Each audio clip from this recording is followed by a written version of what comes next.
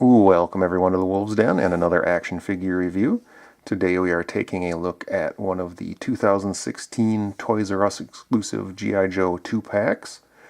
This particular 2-pack is titled Heavy Conflict, and it comes with Heavy Duty and a brand new figure, Stiletto.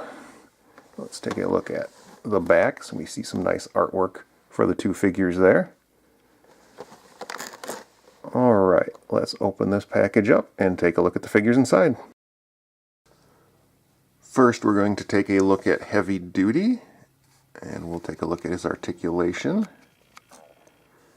Starting with the head, his head does move side to side, hindered a little bit by his bandana here and the upper straps of his vest.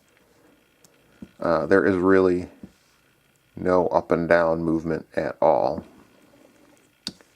Arms rest at the sides, fairly close, but again there's some hindrance with his vest there. Shoulders move all the way up and then rotate. Elbows have a single bend and those rotate. And then the wrists also rotate. And they have the up and down movement, both wrists do. They move down better than they move up. He does rotate the torso there, but that's really the only movement you're going to get because of the vest. So you just get the rotation, but you won't get any forward or back movement there. Legs move out to the side fairly far, and then forward, and then he does have double jointed knees, so a nice double joint there. And then the legs, or the feet, excuse me, feet move up and down and rotate on a pivot there. Alright, starting with the head sculpt, I do believe this is a brand new head sculpt for this figure. I don't recall seeing it in the past on any other figures. You know, it's got the bandana here, which is really nice. Got some nice paint apps here. Got a thinly painted beard going from his sideburns down his chin and back up. Really hard to see from a distance, but up close you can see it, because it is a pretty thinly painted on beard, but it is a nice touch. They did a good job painting in his eyes. Other than that, it looks like he's staring up. Otherwise, they're painted in quite nicely. Moving down the figure, we've got this nice vest. It's a nice, big, bulky vest, but it's a good looking one. No paint apps on the vest, just solid black. But it is a good vest. Over here we've got the little gold star on his arm. This arm has a nice touch. It's got these cobra symbols with lines through them. I'm assuming to represent some. And there's too much of a glare there, I think. There, as you can see the line through it there. But I'm assuming they're to represent cobras that he's taken out. And he's taken out at least two that we can see. Who knows if there's more up his arm or not. And we've got the belt here. We've got little paint apps on the belt, the buckle there, and then a few straps on the back. It's a nice looking belt that goes well with the vest, other than it's supposed to have those modular pieces that clip into this belt that originally came with the Retaliation roadblock, but this figure does not excuse me, does not include any of those. But it's still a decently functional belt. Looks pretty good. And then they did a nice job with the legs, the paint apps on the legs. We've got the nice different tones of green for camouflage effect on the legs here. They left the straps black, which is nice, so those stand out. Got the little pouch here, holster here, some black knee pads, got a knife sheath there. So really nice work on this figure. Alright, let's take a look at some of the gear that he comes with. First thing that Heavy Duty comes with is his figure stand. As you can see, he's standing on it already. Next we have this knife, which fits quite well in the sheath here. Just slides in and out quite easily. He doesn't grip the knife very well in either hand. It fits okay in his left hand, but not his right hand very well, just because the handle's kind of thin and his grip isn't that tight. Next we have this holster with this pistol, and the pistol fits nice and tight in the holster, and he can hold on to that fairly well in his right hand there. And then it just slides right back right into the holster. Next we have this machine gun here. It's a gun I really like the look of. It's got this clip that comes off, but pegs in fairly tightly. At least mine does. I've had others of this same style where the clip doesn't stay in very well at all, but this particular one stays in pretty tight. And he holds on to this gun reasonably well. His grip is a little loose. As you can maybe see, it's slipping a little, but it's not that bad. He does hold it fairly well.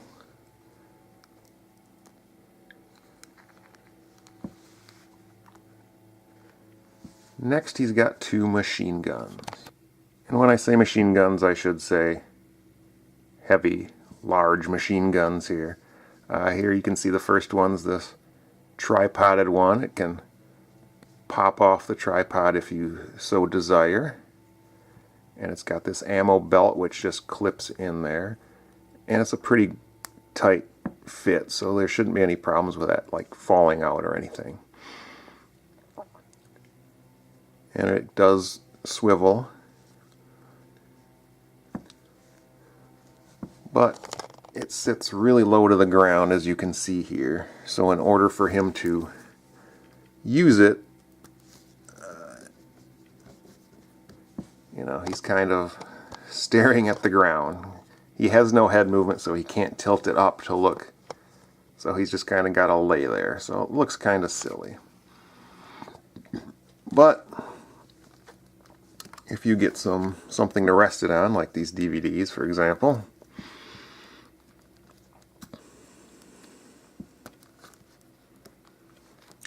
you can position him so that he can actually see what he's shooting at. The second heavy machine gun is this nice looking one here. I do like how it looks. I don't know of any other figure that this has come with before. So it's my first time seeing it anyway. And I do like how it looks. If you see right there, it's got this slit where you can put the ammo belt right there, and it just slides right through. So that's a neat little feature. And he can hold this like so. I don't know if that's realistic or not, but he can hold it. You know, maybe holding up the bullets as they're going through the belt, or going through the gun there. I don't know if that's a realistic way to hold this weapon or not, but that's about the best way he can hold it. And as you see, it is kind of loose in his hand there. Also of note, does have this peg. I don't know if he's supposed to be holding on to that, you know, for balance purposes or whatnot.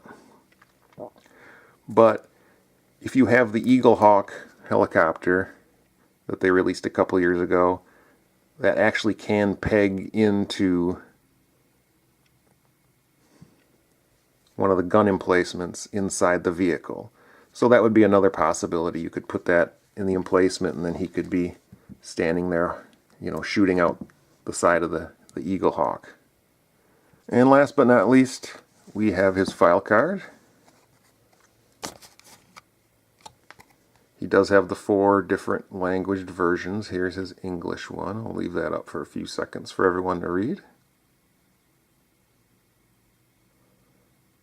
Alright, now let's move on to my final thoughts. The only complaint I have about this figure would be his hands and the somewhat loose grip that he has. Some of his weapons won't fit in his hands very well, others fit very well. The machine gun he's holding right now does have a harder time fitting into his hands. It took me a minute or so to finally get it in there so that it wasn't slipping and sliding around. So that's a minor issue, but it does exist. Other than that, this is an absolutely fantastic figure. His articulation is great throughout. He's got a great range of movement in the legs and the arms, so he can get into a lot of nice different positions.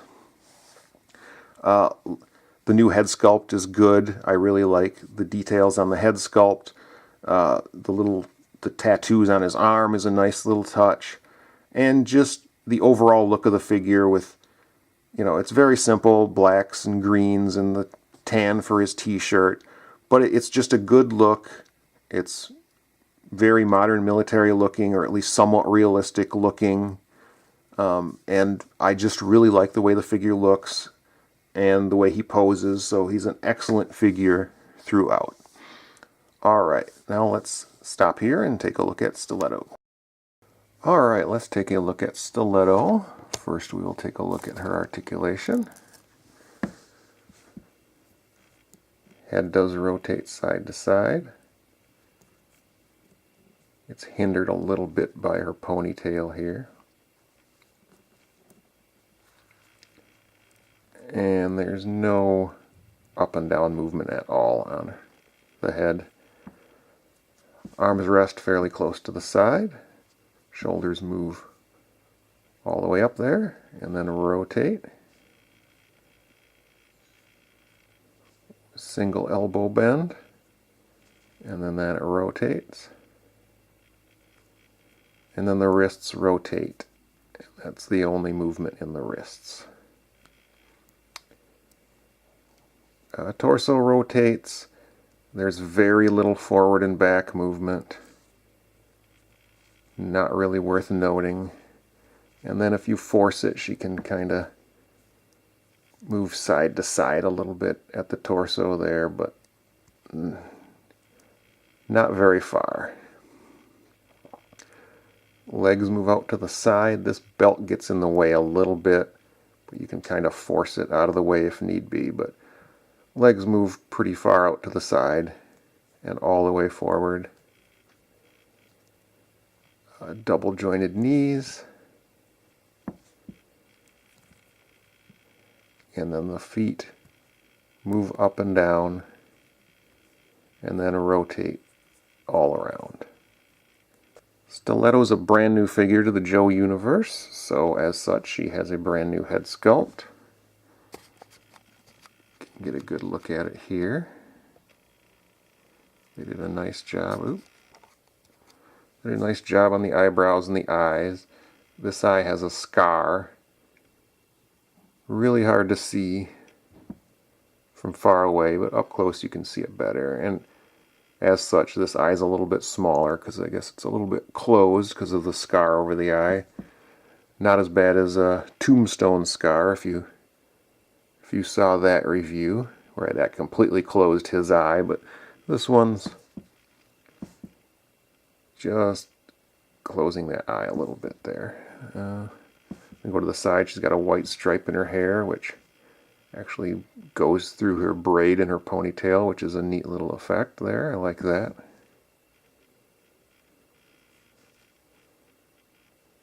Well, and we've got a little scarf there around her neck.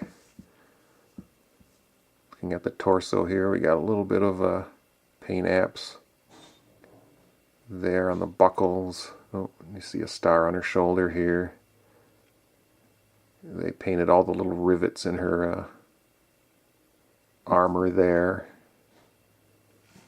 Painted the belt buckle on her belt.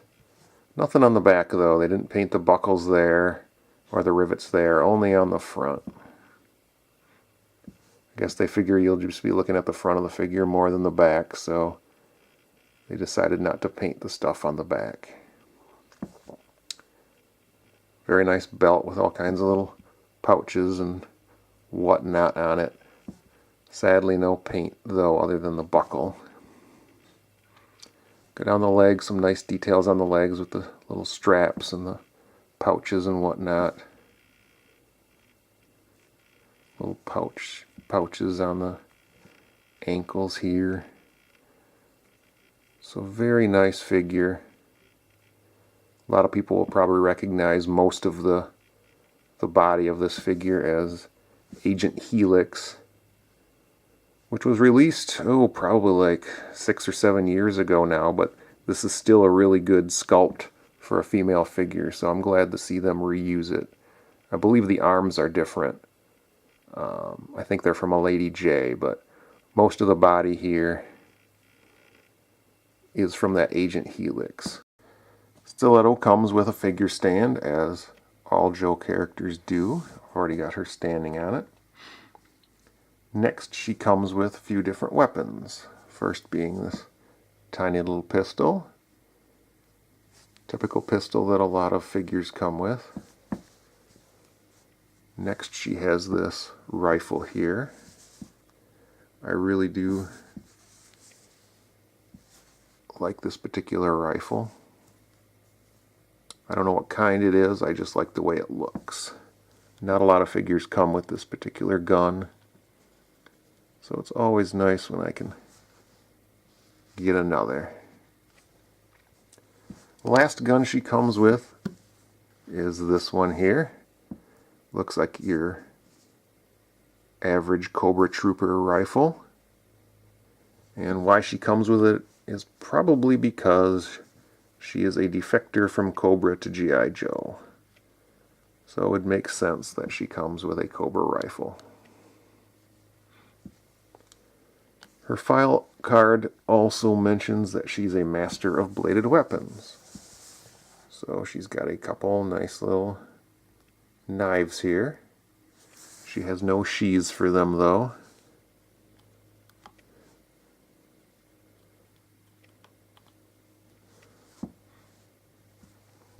And lastly, she comes with swords.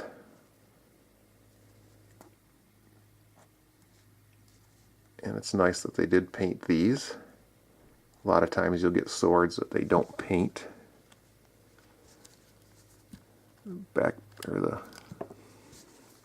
sword sheath just pegs in her back like so. Ponytail doesn't really get in the way. And then we can pull the swords out.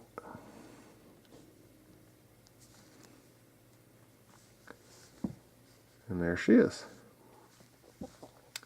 Alright, lastly, let's take a look at her file card. And then I will give you my final thoughts. Stiletto is a new character who was introduced in one of the Kindle World stories a few years back. And throughout those stories there was a bunch of new characters introduced by the people who wrote those stories, and Hasbro decided to have a contest for people to pick which one of these characters they'd like to be made in a figure, and Stiletto won the contest, so here we have her. So that's what little backstory I know about her. I didn't read the stories she was in, so the only real thing I know about her is what's written on her file card. But that really doesn't affect, whether I like or dislike the figure. And I do like the figure. I'll say that right out for the outset. I do like the figure. I just have a few minor problems with it. Things I think could be better. I wish she had rocker ankles instead of just the regular normal ankles a lot of Joe figures have had in the past.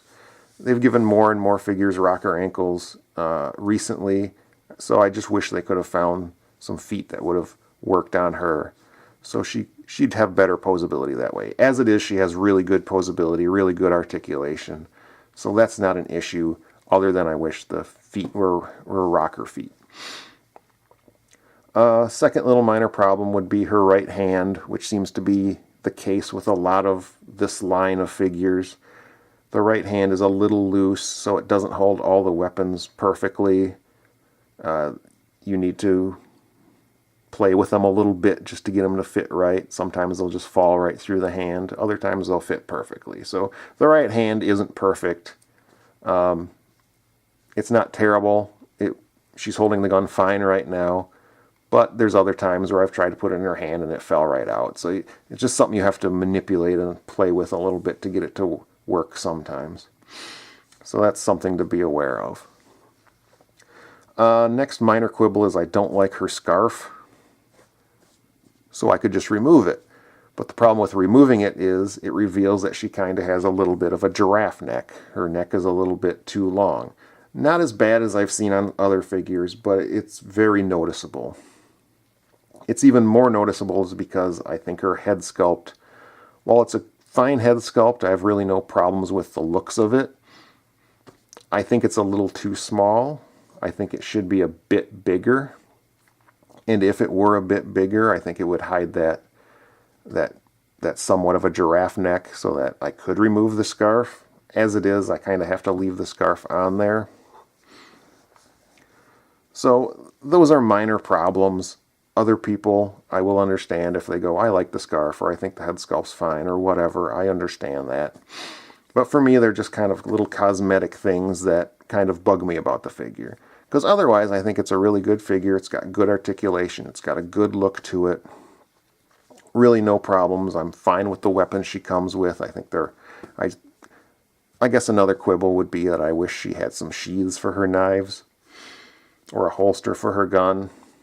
But that's just another minor thing that it's an annoyance, but it doesn't make or break the figure. So, like I said, there's just a few minor things here and there that I don't like about her, but it doesn't make or break the figure. I think overall it's a really nice figure, a nice new addition, and I'm glad to have her, and I hope maybe in the future they make some more of those figures that were in the contest and whatnot. You know, maybe she was just the first choice, and maybe next year we'll get something new. So that would be nice, too. All right, folks, I'd like to thank you for watching another action figure review. Hope to be back soon with some more reviews. Until then, thanks for watching.